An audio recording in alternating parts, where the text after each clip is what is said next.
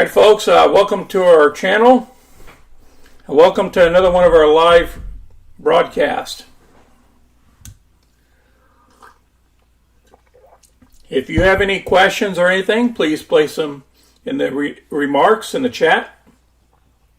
Otherwise, after the video comes out, then you go ahead and put your remarks down below, and then we'll answer those remarks as well. First thing I want to cover is the overall market today.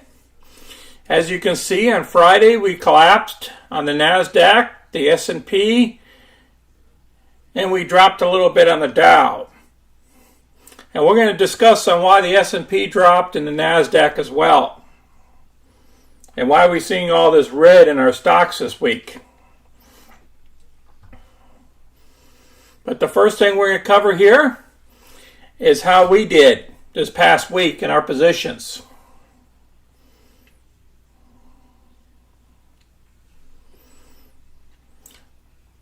The first position we'll cover for this week is coin. COINBASE dropped this last week. I got out of the position real quick. Only took a $20 loss.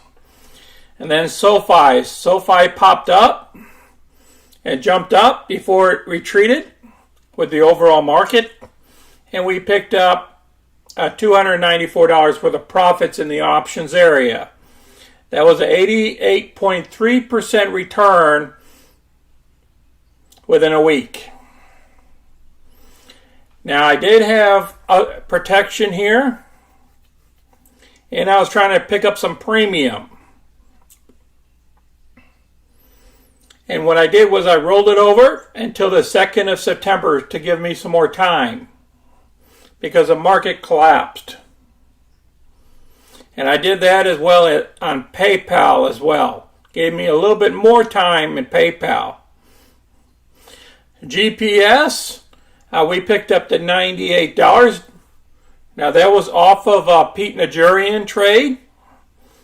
You had to get in it and get out of it quick in order to pick up this profit here. And that was a 43.4% return on our money within a couple of days. Now TILRAY, we popped up because I was following Pete Najarian on this trade. He said there was unusual activity that was going on, and I'll place that 3 and 3 down below in the remarks, that you guys could go ahead and go back and review those videos on this unusual activity. And then we picked up a 73.7% return, because we only had to risk $236 to achieve $174. Now this next stock here is called Monster. We were actually up like almost $500 here. If I would have pulled the trigger and closed the position out early, we would have had 500 instead of 165. But you know, I waited. I thought maybe, just maybe, we might finish the week in a positive manner, and then we would have had close to 675. Sometimes waiting, you don't get as much profit. You got to take your profits while you can in the options area, because things can move very quickly. You might be up one minute, next thing you know, 2 hours later or a day later, your position might be down. Just like SLV. And it was started to crash, you know, it started going the wrong way on me. I bought a put on it. So I just got out of the position, took my little bit of a loss there, and moved on. Instead of losing the whole 130, I only lost 75. And we're still in KSS here. This was another unusual activity that came out. I'll place that down below as well. BBBY, I decided to put a put option on it because that one gentleman turned around and sold a bunch of shares on BBBY, and he made his 600 million or whatever dollars. And I decided to capitalize on that a little bit and pick up $219, which was a 39.7% return for about 2 days. I was in it one day and I think I was out of it the next. We still have a couple other positions. This is my oil trade for September 23rd. This was unusual activity as well. I'm still in the trade. MU, unusual activity. I jumped in. That's for October, and we got a couple of trades here still in January. Oh, I bought one more STNE because the stock dropped, so it's going to be 2. You'll see it the next time, and this will be adjusted. Now, overall, with everything added in so far this month, from the pluses and minuses, we picked up a total of $6,081, which is fair.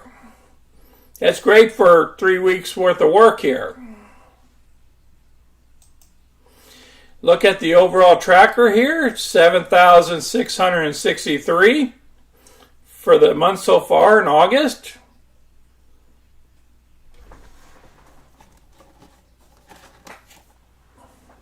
We still have one more week. And if you subtract our capital losses, our options that we lost money on,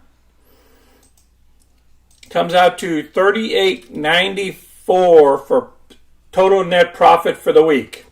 That's not bad, guys. That's pretty good.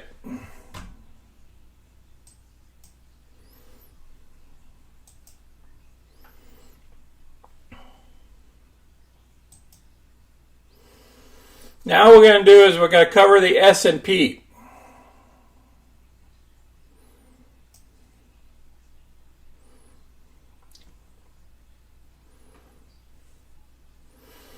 As you can see, we have a 50-day moving average is the blue line, and the 200-day moving average is the red line.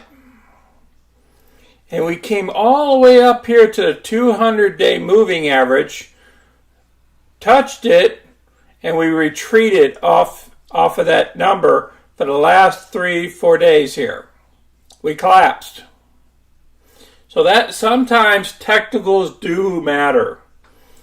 Now, there was a bunch of people on CNBC saying once we hit the 200-day moving average, we're going to retreat. But they didn't state how far we're going to retreat.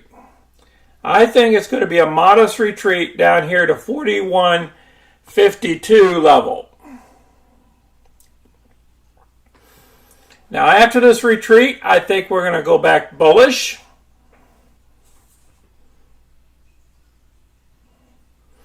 And that's my opinion. Now let's look at the NASDAQ.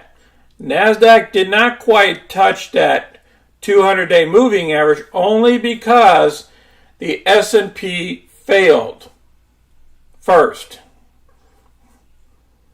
That's what I believe. I believe the S&P affected the NASDAQ in this case. And it was all technicals. So when people got scared on the S&P side of the house, they turned around and retreated on the NASDAQ side of the house. And that's why we have this action going on here. Because we failed the same time as the S&P failed, which pushed the stock slower. Now what we have is a support level down here at the 12,581 level. Now that's about 150 points to where we are now, which would only take another 1% drop for us or so, and we should be rechecking that level. And if we do well and we bounce off of that, I believe we'll be going right back up here. We'll be passing the 200-day and getting up here to the 13,332 level at the next resistance.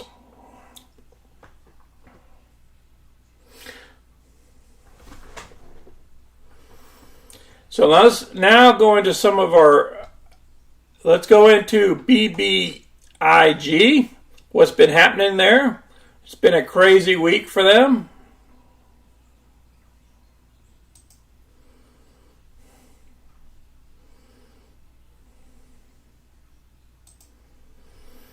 You guys see here, it's been unhalted.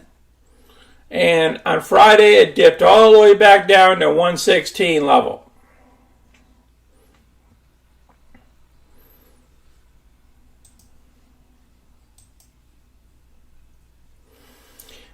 Now, I think I mentioned maybe in one of our videos that I'm looking at, if you look at the 200-day moving average, it blew past the 200-day moving average on this one-day chart, and then it collapsed almost down here to the 50-day moving average.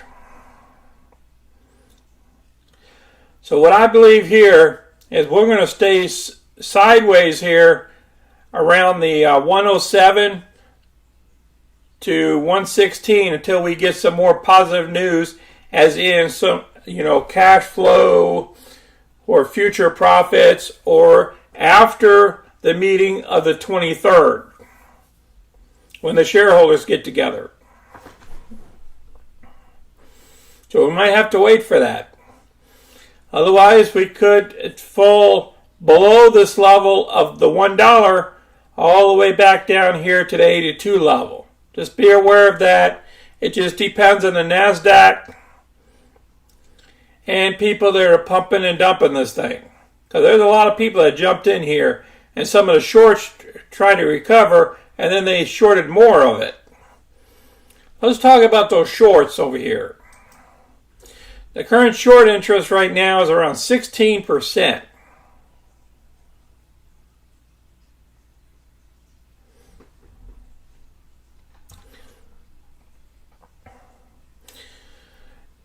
Now, there was some other news that came out here that I want to cover. It was in reference to why Rivian, Lucid. I know some folks out there got the Rivian and the Lucid stocks, and Tesla stocks dropped Friday. And you guys know the overall indices has dropped. That's one of the reasons. But then Rivian Automotive is canceling orders for its lowest priced electric trucks and SUVs, and encouraging shoppers to pay more money for their products. So their lower priced products are being phased out, forcing people to pay more for their product. Now, Tesla too has been raising prices this year, citing inflationary pressures on their vehicles.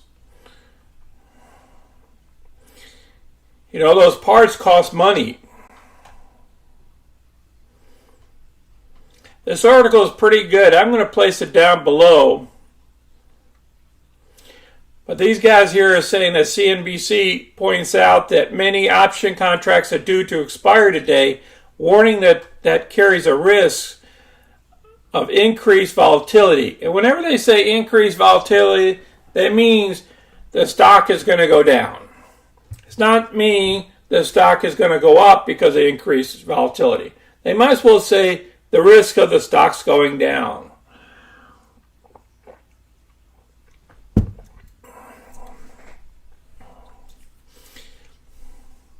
And other pundits note that rumblings from the Fed regarding a continuation of interest rate hikes, which makes bonds relatively more attractive investments than stocks, could be a drag on the market today.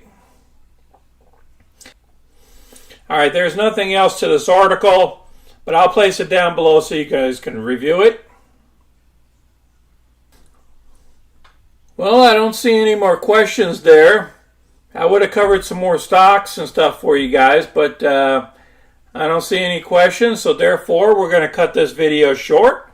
You guys take care of yourselves out there, and maybe get some of your friends to join this, and we'll see where it takes us next Saturday. Until next time, folks, this is Sonny. I'm out.